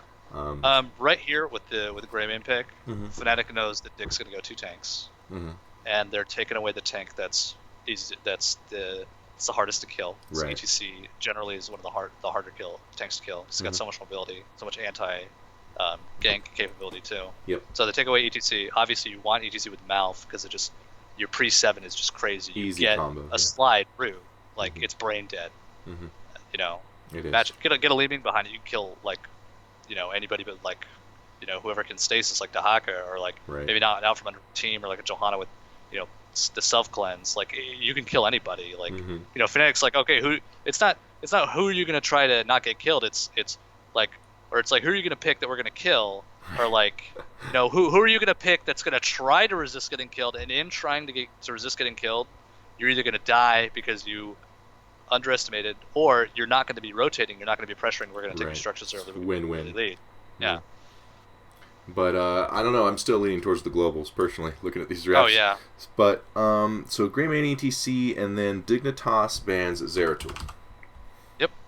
So is that just straight up about the combo there, post level 10 with Mosh Pit and Roots and Void Prisons and all that?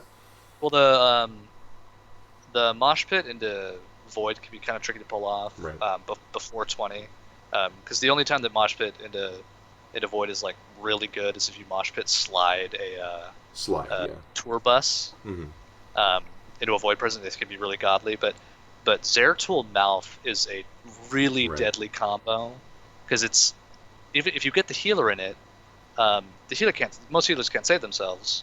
Like you're just going to kill the healer straight up. If you get enough people, you're just going to win the team fight, because you've got a immobility and they're also silenced. Like it's very difficult to anticipate or deal with, and you have to change a lot of your play in order to resist it.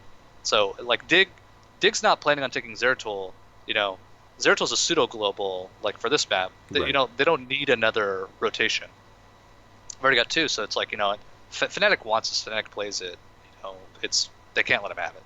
Right. I mean, we saw, I think Zeratul and Malfurion were probably the heroes that got picked or banned the most in this tournament. I'm not sure. But we saw a lot of Zeratul emphasis from both regions in this tournament. So, and that's why, he in the right hands can be such a, just especially with Malfurion or just a lot of heroes, he's just such a powerful enabler for your team. Not just for one hero, but for your team. Oh, yeah. I mean, he fits in almost all comps, unless it's a specialty comp. And nice burst damage. I mean, he's just got a lot going on. So he's got a lot of burst damage, actually. Oh, yeah. Once you get 10. Twilight Dream. That's what I'm saying. Yeah. It's insane. The only gripe I have with Twilight Dream is how big it is. Yeah, it's huge. It's insane. Yeah, like I like to take Bolt with Malf just because I think it's funny to bolt into a team. Gotta make the big plays. Yeah, but you don't really need to. Man, you remember like a year ago when there were those Hero League guys like Nero. I don't know if he plays anymore. If you know what I'm talking about. Nah. He's like he'll go Twilight Dream with Bolt. Everyone's yelling at him, and then like at level 20 he'll just win the game. Like Bolt Dream lost the game, and everyone's like, oh. Yeah. Thanks for carry. Yeah. And now it's like what, you don't Bolt Dream? Yeah, like what do you want to lose? Yeah. Like so it's true. funny like how funny change. How much it's Oh, the community it's funny how there's the right thing and it's the right thing until someone does something, and then that right thing is now the dumbest thing you could ever do. Like there's no middle ground. You know what the most recent one is? Q build on Gul'dan. Oh, yeah. Do you know about that? I mean, I know it's viable, and I do it sometimes, but... everybody's... I don't know if they do it in Hero League, but like every scrim I'm in, when Gul'dan gets picked, everybody goes any map, all the time, like everywhere. Before it was only something you did on Infernal, but now it's like, I haven't noticed a difference between the two, but everybody's going it. It's nice on certain maps like that, and it just depends on what you want from your Gul'dan. I think they're both really good. Obviously, Corruption is a really good spell. To me, the biggest one was Judgment and Sanct. People used to make fun of you if you went Sanct, and I know they changed it because like he used to not be invincible in it. But like even after, it was like, of course you go Judgment. Judgment's the best spell in the game, and it's like now you get laughed at if you take Judgment. So it's there were less heroes in the game that could deal with that. That's true. Before. That's true. And Sanct. I don't know if you knew this. Sanct got there was like these Korean games where people were going Sanct, and it was really effective. And sometimes when you casted Sanct, you couldn't be canceled. You couldn't be interrupted. Right. And it was like, what happened? That. And it was for like a week. It was just for like a week. Yeah. And then the next patch came out. Instead of hotfixing it, they made it a feature. Yeah. Like it was like, oh, reduce radius by 50%, and now can't be, and now it's just you drop it on the ground, you run away. Yep. And it was like, oh, finally, and like not a dead ult. Like I hate Yeah. dead ults. Yeah. And like now Judgment's a dead ult. Now Judgment's like, a dead ult. Yeah. It's funny. Which I still don't think it should. I think it should be just because Snake's so damn good, but that doesn't make Judgment bad, you know. So, anyways. No, Got diverged there, but that's all right. We're here to talk about heroes, and that's what we're doing. So this is an interesting ban from Fnatic. They ban out Nazebo. Thoughts? Nazebo is people have been playing Nazebo in EU since before he got that buff. Yeah, like they've played for a long time. So when he got buffed, he was like, oh, well, now he's just a little higher on the priority. Mm-hmm. Dignitas plays Nazebo. Fnatic's more of a faster kill team. Dignitas plays a lot of Nazebo. They're like, we don't want to deal with this defense. I think that's what it was. It's like Dig wants to play the late game. Why give him another level 20 hero? And Nazebo, he's not good in the rotation. He's weak early game, but he resists siege like a little bit. Like he's good at preventing it. And I feel like Fnatic knows that they've got to win. In before 20, so they just need to not let their opponents stop them from taking their stuff. Right. So I feel like that's what the Nazebo pick was for. But usually, like when I pick Falstad and Dahaka, I don't really like to go Nazebo because it's like, why would I make my early game even weaker? You're slowing yourself down. Yeah. I don't need the 20 monsters. I need my opponents to not have 20 monsters, and I need me to be able to survive till 20. Yeah. And just play the the shell shot game at that point where you just rotate around and go top and bottom.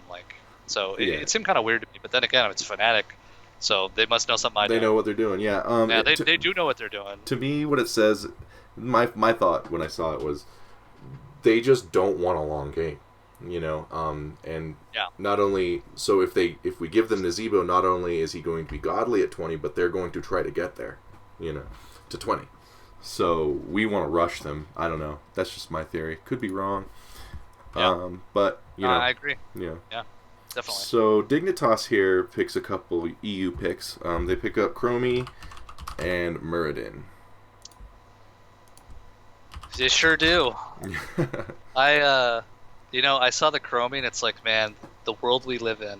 I've never seen Chromie on this map. Yeah, I know, but it got played a ton of times. Oh yeah, I mean before this. Yeah. Like, oh man, everyone's trying to play Chromie everywhere now. This was Chromie's tournament. Yeah. No, it really was. Yeah. I think that hero is right now. I think she's just really dumb. Yeah, she's just good. Yeah. The only problem I have with her, and people have beaten me with Chromie, and they probably think it's funny that I say that I think that Chromie is ridiculous because I've lost a few tournament games against her. But I don't think she's dumb when she's against me. That's not when I don't like her. That's not when I think she should get nerfed. She's dumb when she's on my team, right? And she's following up on my stuns. How is this hero around? Yeah. It is ridiculous. It is. It's just so much, and when Chromie was first coming out, go watch or go read all the stuff when people were talking about her coming out, oh, she's an RNG kill generator. Right. Not true at all. Yeah, and every once in a while you get a kill that wins you the game, or you don't. And if she doesn't get a good win rate, Blizzard's gonna buff her until she does. Right. And then it's okay, you can cast a little further. This talent's a little stronger. We tune up her damage a little bit. We give her talents a level early. It's now it's here. It happened. The prophecy has come true. Yeah. She's no longer a poker. She's still a poker. She's not like a poker. She's a follow-up damage. Yes. And she's the best follow-up damage in the game. No other hero does more damage than Chromie within the second and a half or whatever it is, or 1 second for the delay on those spells. If you can lock someone down for that long, they're dead.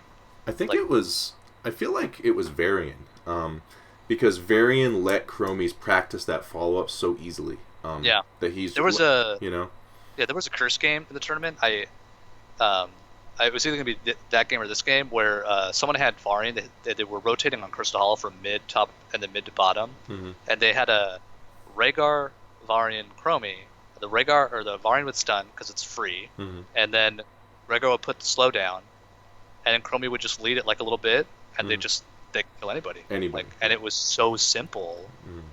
And when they hit level 5, Chromie had Dragon's Eye at that point, and it's just over. For anyone that gets taunted or it gets stunned pre-7 because there's no cleanse, and maybe you're not in the lane with a healer, and they just rolled over everybody. They were stun combo killing people while they had 1 foot through the gate. It was brutal. And they just clean house. And I do think it's almost too easy, and I'm glad I'm one of the people who. That's the phrase. Too easy. Yeah. That's what it is. It's too easy. But that's why I'm glad Warbringer's changed.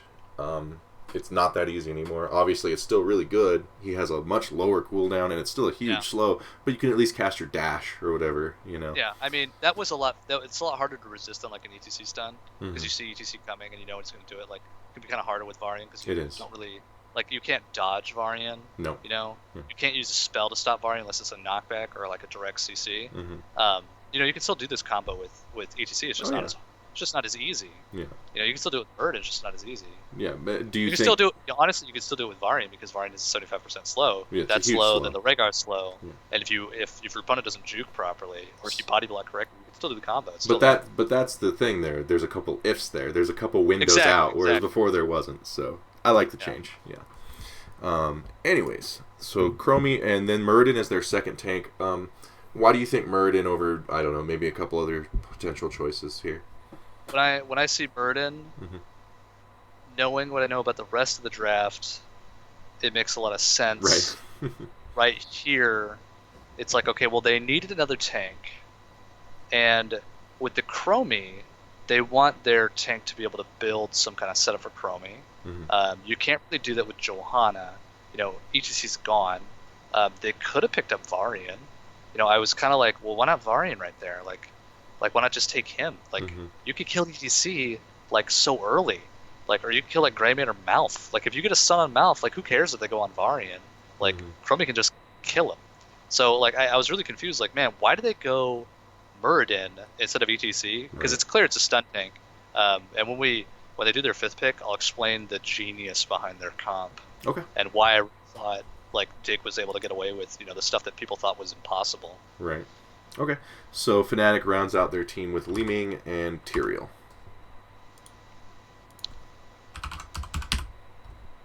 And Tyrael, there he is. Okay. So yeah. I'm surprised they haven't removed him from all lists. That's how far gone he is. Yeah. This was the last Tyrael game. It's true. Ever. R.I.P. Competitive versus the Storm. Until he gets buffed. Yeah, they might change him again. We'll see. We'll see. But yeah, there's a lot. What are your thoughts on why Tyrael never caught on in NA? People didn't. Well, I mean, the reason any hero doesn't get played in any region is that people pick them and then they don't win as much as when they pick other things. Right. To put it as blatantly as possible, that's why. The reason they weren't winning is because they were undervaluing how you could play him, but also the way that NA players play. It's either there aren't any good Tyrael players, which I don't believe that to be true at all, or the teams just don't play with Tyrael correctly. The style. They don't understand when Sanks are really supposed to come in, what Tyrael is supposed to be capable of, how diving is supposed to work. He's a hero that it's hard to understand why he's so good. It's not all on paper, Exactly. It's imposing will means you are really good against mages, actually. Not things like that I learned this week. I didn't know that, and I've played 4,000 games of this game, or whatever it is. And Tyrael was really good late last year because there were a couple teams in the NA regionals that were playing these compositions that took forever to kill, and they just poked forever, and they just had infinite sustain, and it was really annoying. And Tyrael is were you gonna poke my teammates? I think we're gonna fight now. Like, oh, like your Lenara just put a dot on me, so I guess we're engaging on Lenara, like, Yeah. because she's out of position, and because you can't back up. Like, if you're gonna poke, you can't back up against Tyrael. No. Like, that's the Holy great part ground. about Tyrael. Yeah, all Yeah, that. you get someone slowed, and then you run up and holy ground him. It's great. Like, he's fantastic anti-poke. Like, that's why he's an anti-mage. Because Yes. Li Ming hits you with the spell, and now she's slowed by 40% for 3 seconds, and you go kill her. Yeah. Like, so, like the elements of him that were anti-mage wasn't his health pool, it wasn't his shields, it wasn't the shields for his allies, it was imposing will and holy ground. Yeah. Because holy ground counters mages because they can't get over him because most mages are immobile, and you can't not cast spells as a mage. Like, what if you're not going to cast a spell because Tyrael's there? Like, well, you lost draft. Like, if you're not going to do that, you don't even know how to win the game at that point. Right. So, like, Tyrael's this great anti-mage. In this comp, he's a great Greymane enabler. Right. Like, I mean, the purpose of this is to kill Chromie. Like, that's why Tyrael got picked. Because he wants to dive Chromie. He's not going to... it might not be an imposing will thing. Like, maybe he sees, like, Chromie's Q coming out, and he's like, hey, like, I'll catch that with an imposing will, and then we'll dive Chromie. Right. That plan is not very easy to set up and pull off properly. Especially with the Murd in there. That's kind of a of mice and men plan, like, when it comes to, like, the imposing will. I don't know if they're planning on using imposing will, but, like, Tyrael jumps in. He keeps jumping in with that level 4 talent, the cooldown on Q, and he speeds his allies up. So, it's Greymane and Tyrael, BFF combo going for Chromie here. Like, the Li Ming is for ETC and Mouth to get those kills. Yep. Because if you're good enough at Li Ming, you can kill anybody with that combo. If Greymane's there, oh man, it's pure destruction. Yeah. And like, that's what that is. It's a solid composition.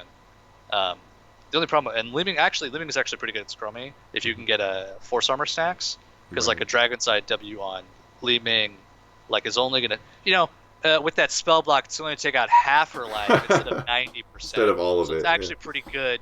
Like, if you have a Vala against Chromie, like, one Dragon's Eye did half your life. Like, so it can be kind of messed up. Yeah. So, like, it's pretty good. Like, it's actually pretty good. Like, you can catch spells a little better. The healing gets a lot better, and like, they got 2 tanks. You can Qs all day. Right. So yeah, the Tyrael pickup to try and dive on the Chromie, is that how do you think that's the best approach here? Obviously, Fnatic does. Are there other answers you see here potentially, or do you think this is the way to draft against this? So you're stuck. You're stuck on a possibly better pick. May have been Valera, in my opinion. Oh, really? Okay. Yeah, just get up in there and maybe like Valera Tyrael or like Li Ming Valera. Sure. And just kind of like find the stun on Chromie and like kind of disable her ability to play. Yeah, especially with the power slide follow up and stuff. Yeah, like, but you've got banned. Fnatic just banned Chromie. Like, that's just what should happen. But I think Fnatic, like, this comp, it's pretty good against Chromie. Like, right. I think so. Yeah. It really is. The only problem is that it's on Dragonshire against 2 globals. And it's the globals, yeah. And like, Fnatic has just said, "Oh, we're gonna win team fights," and Dignitas is like, "What team fights?" Yeah. Like, we're going to poke you with Chromie mid with our while our 2 globals take the shrines. Yeah. Exactly. And that mid fight with Murden, or like with the fight with Chromie and Murden, gets even scarier because of their last pick here, which is the Tyrande. This was really freaking a lot of people out over the course of the turn. They couldn't believe Dig was so successful with Tyrande. Solo heals Tyrande. So most of the time people think about Tyrande, it's like, oh, you pick Tyrande, you better get a kill on that when you put the mark down, right? Like, you better get that kill, or you can't heal your team up. Right. But here's the thing that Dig does every time they pick Tyrande. They have a Muradin, they have an ETC, or they have a Dahaka or an Arthas, or maybe one tank that can't heal themselves, like Varian or Johanna. Well, I don't have all their numbers. I don't know exactly what tanks they did. Well, they only pick 2 tanks, and they always pick a tank that can heal themselves. Right. Like, Muradin doesn't require healing. Like, in fact, it's wasted. He spends his life. It's a total waste. He goes third. I'm pretty sure he goes third one in this game. But even if he doesn't, he doesn't need to. Tyrande doesn't even have to touch him with a heal. The only person that Tyrande is going to heal is Chromie and Falstad, Yep. or a tank if they're going to die. Right. Like, that's it. Tyrande heals herself by healing other people. Like, so all Dig has to do is disengage before someone gets killed. They don't need to keep healing. Like, that's the beauty of the Tyrande solo here. Like, Dahaka has essence. He lasts a really long time. Anybody who plays Dahaka knows, like, oh, my adaptation's down, my essence is down, and team fight's still going on. Probably shouldn't team fight. Like, I should rotate out and wait for my Z to come up, or we should just not team fight. Right. But it takes a lot of damage to get through adaptation and 50 essence. So, Dignitas is, people say, like, oh, Tyrande can't heal her team. It's like, Dig's comp doesn't need heals. Doesn't need heals. Yeah. That's huge. And you might think, like, oh, why doesn't everybody pick a comp that doesn't need heals? Like, oh, well, see, the problem with that is if your opponents see that and they go heals and then they just don't get killed, it can be really devastating. But Dig's comp, it's good at getting kills. It's really strong at getting kills. It's got great CC. Yeah. And it doesn't need kills, like, at the same time. Like, because it could just back off and heal up really for a very interesting value. So, like, it's funny because, like, Fnatic goes ETC Mouth, which is like, oh, we're going to blow somebody up in the early game, and then Dig goes Chromie, Murd, and Tyrande, and it's like, oh, like I see your blow up comp and I raise you a blow up comp that also has global and sustain, and you can't push us off. Like, we don't go back to base. Like, we go back to base for mana. Like, and Chromie doesn't need mana either. So like, it's incredible. And if you siege against Chromie in this comp, and if Chromie lands W, like, siege over. Like, and Chromie's fantastic at killing siege giants. Yeah. Because it's a 2 W's kill zone. It's brutal. Like, it's amazing. Well, it's a puzzling draft to me from Fnatic, knowing the way they play and the way they draft. But even me, from my kind of amateur, like, armchair quarterback seat, was like, you don't have globals, like, I don't know what you're trying to do with this comp, So it was odd to me, for sure. It's like Fnatic, they must believe that they're gonna resist the kills, they're gonna get them, they're gonna dominate camps, and they're gonna make sure they don't divide up too much, like, and not get killed. And if you watch the game, Tiro gets picked all day, like, in top, like, there's some great ganks, and Dignitas gets the DK, which makes sense because they're the team that can get it. They get it way too much. At the end of the game, and Dig's got that. Dig's got the RNG on their side too. Like, they've also got an RNG. If someone makes a little misstep, someone passed wrong. Maybe you made a bad call, and we're in the right position. You lose somebody, and there's nothing you can do about it. Which is what happens towards the end of the game. Someone gets stepped out, and they go for a combo. They get cleansed, okay, and then another misstep 30 seconds later, nothing they can do, and then this game. Yeah. And they can work their opponents down. They've got a sustain, poke, burst comp that also has globals. It's a dream comp, to be honest. Yeah. It's absolutely a dream. And, like, Fnatic, they can't siege against Chromie. Like, so I think the Fnatic, it would have been a much different game if Fnatic would have gone with Chromie ban or a Tyrande ban.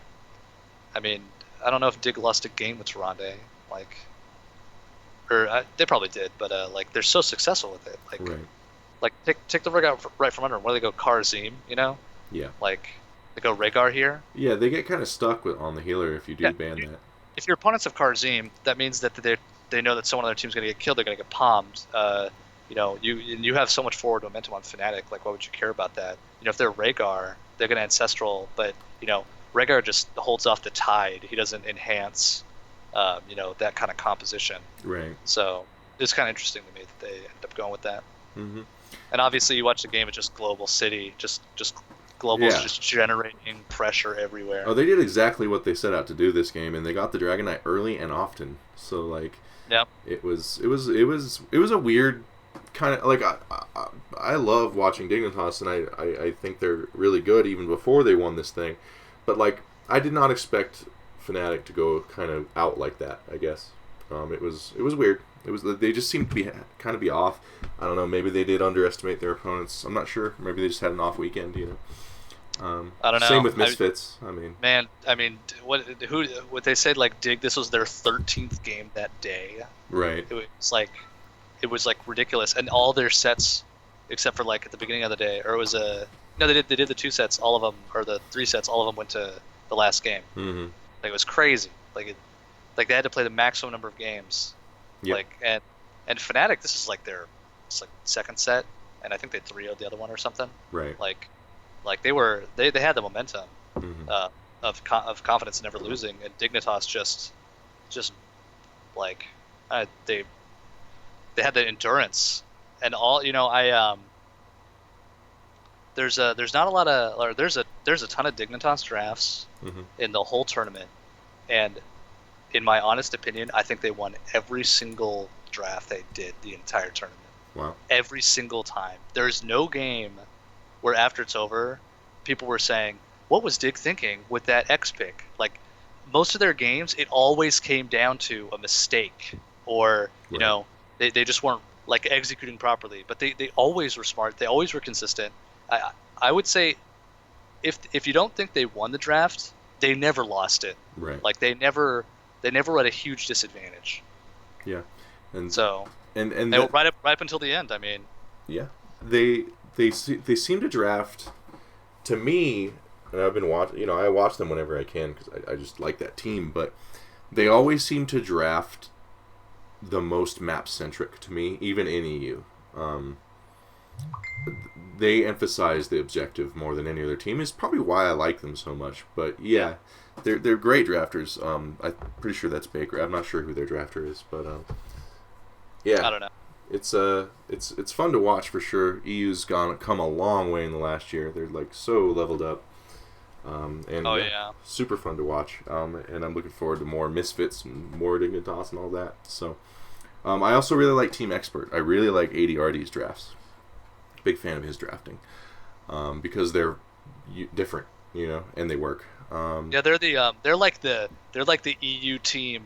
They're like the EU of EU. Yeah, they are. They're the weirdos of the weirdos. Like, everyone's like, what are they gonna do? Like, where's this going? And then they pick like Warhead, like, oh, what's happening? And then it's like a standard comp, but like that's how crazy they are. Yeah. When you think they're gonna do some crazy picks, then they go standard. You can never tell. Dude, wild cards. Yeah, it's like supreme wild card. Like they've been winning the whole tournament with niche picks, and then they lose the last game off standard. It's like, what happened? Yeah, so it's true. Pretty funny.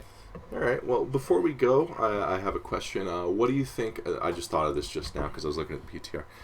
What do you think of Cho'Gall in the PTR these days? Oh man, his Q is so bad. Like Cho's or Gall's? Cho's Q. Okay. It before like if you go on live right now and you go Q on 1, like you can shoot farther than a bolt, and you're like when you cast it, you're like, I don't want to team fight here anymore. Time to bail. Just fly away. And at 7, that cuts down to like a half second, and you just have so much mobility, right? And it's like now what that Q is for dodging a spell. Like it's a little vault. Like you can go really far, but it's a 5-second channel for anybody that doesn't know. It's a 5-second channel, and it takes 5 seconds to get to max range. And the minimum range is like a Vala vault. So if you double tap your Q, you instantly move. There's no delay. It's like you have 2 shoves. Right. So I think that specific part of his kit is like kind of made it so that he wasn't going to be able to be played. There has to be new. You can't play him like you used to. Like when I play Cho'Gall, I do a lot of diving. Yeah. Like you do a ton of diving. I go full Q build, and just like destroy people, because they usually go like comps that are good at killing Cho'Gall. But like if you just kill them in the time that would take them to kill you, because most of it's like max health damage. It's like, well, I can get that trait and then survive. So, but now you can't dive. Like his attack speed's too slow. Like Seared Flesh, you get it on level 7, and it's so hard to keep up, because you have to maintain on the same target. And then his Q talent that gave him increased attack speed can't do that anymore. And on top of that, you have to hit a hero, and it's so hard to charge up the Q. So no more dive Cho'Gall. Like Right. it's, I He's think just it's just he's a different it's hero just now. done. Like Yeah. you just can't play it You have to anymore. learn him a different way, I think now.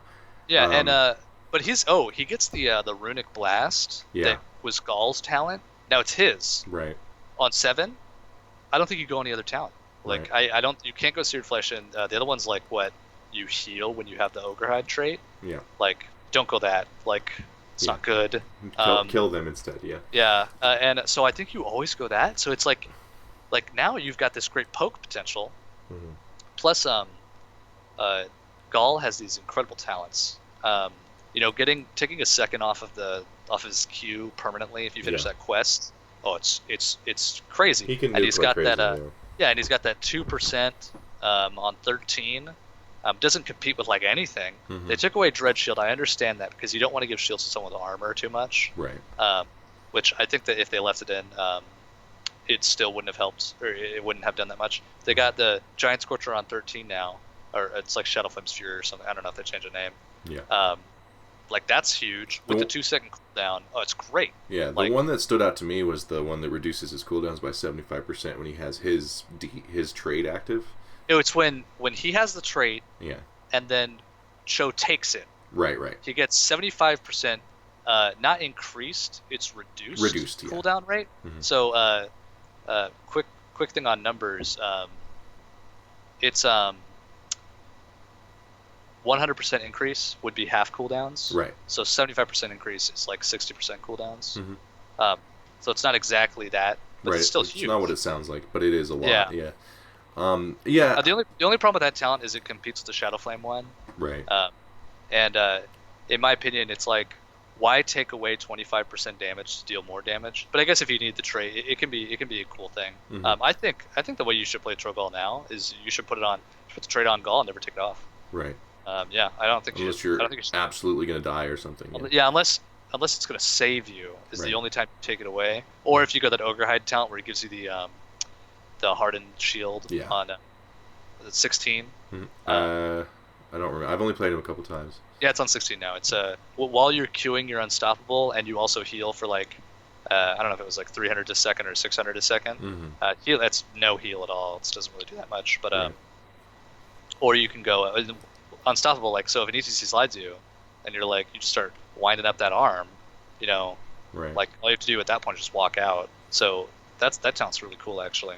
If that talent, if they had gotten rid of if they had added that to the defensive talents of for him, mm-hmm. people would have gone that all day because it would have been incredible. Oh yeah, I do think maybe with some tuning, I love the idea of what they did with this rework because I think they're trying to encourage that synergy, right? Like that symbiosis between the two players, and I think the way they're trying to make them work together is really really cool. So I'm excited about his upcoming changes, or next week and beyond. The funny thing is, if they wanted him to be relevant, if they gave him Eye of Kilrog and Shove baseline, mm-hmm. That would have been enough, right. in my opinion. Like that's all it would take to do that. Yeah, I don't think it's their goal really to make him relevant. I think they just have a goal of how they want him to play and hope relevancy comes naturally, kind of thing. But I don't know. Yeah. I'm not on the design team. You know the thing about it is that the best the best Cho'Gall counters is Anubarak. Mm-hmm. Oh, and now Anubarak is just a destroyer of worlds against a Cho'Gall team. Because you hit him with that 50% ability power reduction, like you just hit 2 people with it. That's devastating. Yeah. And on top of that, I'll just cocoon you and kill your team. So like, the only saving grace to the Cho'Gall changes is the fact that people don't play Tychus as much. Right. And you don't really pick Tychus into Cho'Gall, because you have to go the bigger they are. Mm-hmm. But if you're playing Cho'Gall and you're go up against the bigger they are, if you Q into him and then stun him, if you go like Hammer Twilight, mm-hmm. like it eats the duration of the bigger they are, and then he doesn't have it. Mm-hmm. So like Cho'Gall wasn't always countered by Tychus, and now it's like even harder to pull off. Yeah. To me, I the person I fear most when I'm playing Cho'Gall is Leoric. I think he's really good. Obviously not Anubarak now. He can be pretty devastating. Anubarak now, but I mean 20. before. Yeah. I don't know. Just he just has the cooldown on that Drain Hope it can get so low once he gets up in the upper talent tiers, and it's just it's Entomb, I mean, you can queue out, but that's about it. I don't know. You know, there's one thing about Cho'Gall that was actually like probably the strongest buff for Cho was that they lowered his health. Mm-hmm. Because the lower health, when you have really heavy health targets, Mm-hmm. percent max health damage is so hard to recover against like those really beefy targets. Right. Like it takes forever to heal up a Diablo. Yeah. Like it's not even worth it. Cho'Gall is huge. It wasn't even worth it. They dropped his health by 20%. Now you can start bringing in like Rhaegar. You can actually you can have heal a mouth. him. Yeah. You can actually heal him, Yeah. like, and you don't get annihilated by those spells. So I think that having a really high health target is actually really bad. Mm-hmm. And I think that if they brought his health down, and I'm not kidding, if they made his health like Muradin's, like if they chipped off another like 500, Mm-hmm. that would make him Better. way better. Mm-hmm. Like, because you're still out of blow up range, but You still have a ton like, of health. you still have a ton of health, but you're no longer like your healer's not like trying to lift 1,000 pounds to Right. heal you. Well, I'll tell you Like- right now, like when I'm playing Malfurion, there's nothing more discouraging than when I heal a high health tank and I see just that Oh, yeah. little tiny bar. I'm like, oh, screw you! I'm never healing you again. It's yeah. I mean, it was brutal. Like Yeah. it was so brutal. Oh, his Cho's level 1 or his W is so nerfed. Oh, really? Oh my gosh, it's so much better. Hmm. You have to take that talent that gives heal when you hit heroes. Right. Or you have to stack up the other one really hard, but that one takes forever to stack. Like, in order for it to beat the increased heal on heroes, you have to kill so many minions.